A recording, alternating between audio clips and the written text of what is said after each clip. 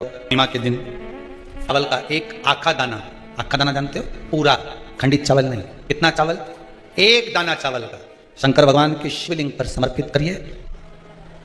एक बेलपत्र जिसका डंडी का मुख अपनी ओर हो, जहां से चावल चढ़ाया है, उस चावल के ऊपर अपनी कामना कर रख दीजिए और चंद्रमौली भगवान का स्मरण करिए। कौन से भगवान? शंकर भगवान का सर्वश्रेष्ठ सुंदर नाम है चंद्रमौली।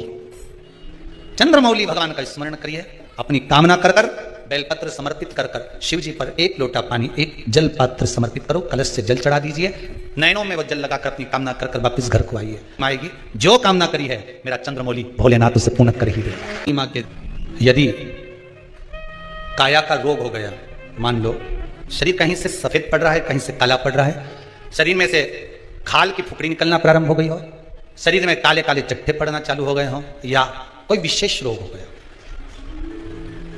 कोई विशेष में रोग है, बीमारी है, काया बेकार हो रही है, तो सीधी सीधी बात शिव महापुराण की कथा कहती है, सुंदर आनंद में श्रवण कर कर आप अपने जीवन को, ये पूर्णिमा शिव महापुराण की कथा कहती आ रही है।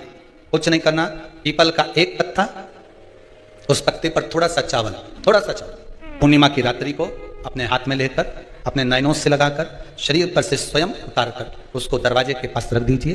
पूर्णिमा की रात्रि को पूर्ण होने पर उस चावल को दूसरे दिन सूंघ कर बहते हुए पानी में डाल दीजिए। महाराज कितने भी रोग से ग्रसित हो गए, पीपल का एक पत्ता 52,000 ब्राह्मण की साक्षी कराता है। महाराज बहुत ध्यान देना, पीपल के वृक्ष में स्वयं नारायण का, मेरे कृष्ण का वास है। स्वयं भगवान गीता के अंतर्गत कहते हैं कि मैं पीपल का वृक्ष हूं, नारायण उसी में 52,000 ब्राह्मणों का वासा एक पीपल के पत्ते में होता है। और आपको पहले भी कथा में कहा, गाय, ब्राह्मण, बहन, बेटी, ये सब काल का हरण करने वाले, काल को हरने वाले। जितनी पूर्णिमा के व्रत हैं, जितने 12 महीने जो पूर्णिमा पड़ती है, पूनम पड़ती है, ये भले दुनिया के लोग कहते हैं कि ये भगवान राधा और कृष्ण से संबंध, हम और कृष्ण से संबंध रखते हैं, पर इनका यदि सही संबंध समझा जाए, इनके सही संबंध का यदि स्मरण करा जाए, इनके सही संबंधों का यदि वर्णन किया जाए, तो शिव और चंद्रमा के जो मिलन का केंद्र बिंदु है वही पूर्णिमा है। केवल एक पूर्णिमा वहीं तक नहीं रही कि भगवान कृष्ण और राधा जी ने रास किया, केवल वहीं तक उसकी सीमितता नहीं है। पूर्णिमा के कितने व्रत होते हैं? बोलते जाओ, जरा जल्दी जल्दी बोलो। पूर्णिमा के नारियों को, स्त्रियों को अखंड सौभाग्य के लिए, जो नारी वैधव्य नहीं होना चाहती है, उस नारी को पूर्णिमा के कितने व्रत करना चाहिए? जिस नारी के यहाँ संतान नहीं हो, औलाद नहीं हो, उसको पूर्णिमा के कितने व्रत करना चाहिए?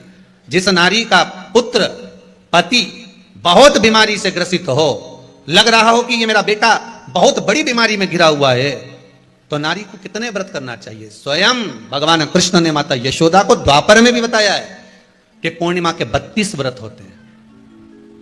कितने व्रत होते हैं? 32।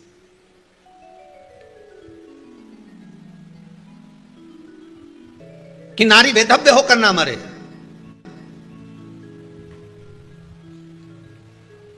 उसका पति कोई रोग से ग्रसित ना हो, उसका पुत्र किसी रोग में ना पड़े। अरे भाई कितना सुंदर संवाद लिखा है, अगर किसी माता का पुत्र मान लो किसी नशे में डूबा हुआ है, कोई नशा कर रहा है और गलत नशा है, आपको लग रहा है कि ये नशे में डूबा हुआ है, आपको लग रहा है कि ये गलत जगह पर डूब गया है, आपको लग रहा है कि मदिरापान में, मांसाहार में, या अधिक गांजा आदि जो भी नशे होते हैं, जितने भी नशे, उसमें डूब चुका है, और माँ उसको समझा रही है, तू नशे में मत डूब, तू इस काम को मत कर, तू ये गलत कर्म मत कर। माँ उसको समझा कर हार गई। तो मेरा माताओं से निवेदन है, आप उसको समझाना बंद कर दो, एक काम करना प्रारंभ कर दीजिए। हमें जो शिव महापुराण के माध्यम से शास्त्र कह रहा है कि आप 32 पूर्णिमा के व्रत प्रारंभ कर दो। उसमें करना क्या है आपको? केवल जिस दिन व्रत रहे, रात्रि के समय पर कोई भी मीठा, कुछ भी सामग्री आप चंद्र की रोशनी में, चंद्र को अर्घ देने के बाद, पूजन करने के बाद उसको रखो, और वही सामग्री जो नशा कर रहा है उसको पूर्णिमा के दूसरे दिन उसको खिलाओ। आप धीरे धीरे खिलाना चालू करेंगे, जिस नशे में वो डूबा हुआ उस नशे से वो छूटना प्रारंभ हो जाएगा। 2 पूर्णिमा व्रत करके तो देखो, तीसरे में तुम्हें जरूरत ही नहीं, धीरे धीरे आप रुक, वो छूटना प्रारंभ हो जाएगा। मान लो किसी नारी का पुत्र या पति रोग से ग्रसित हो, उसके पति की या पुत्र की आयु थोड़ी सी हो, तो हे कृष्ण, उस नारी को कौन सा व्रत धारण करना चाहिए या किसकी पूजन करना चाहिए? ये कुरुक्षेत्र की भूमि का संवाद है।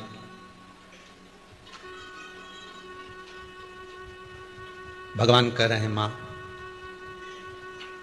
अगर नारी अपने पुत्र और अपने पति के लिए, उसकी उम्र की वृद्धि के लिए, रोग मुक्ति के लिए, विश्व के ताप को कम करने वाले चंद्रदेव की आराधना, पूर्णिमा के व्रत को धारण करती है, तो नारी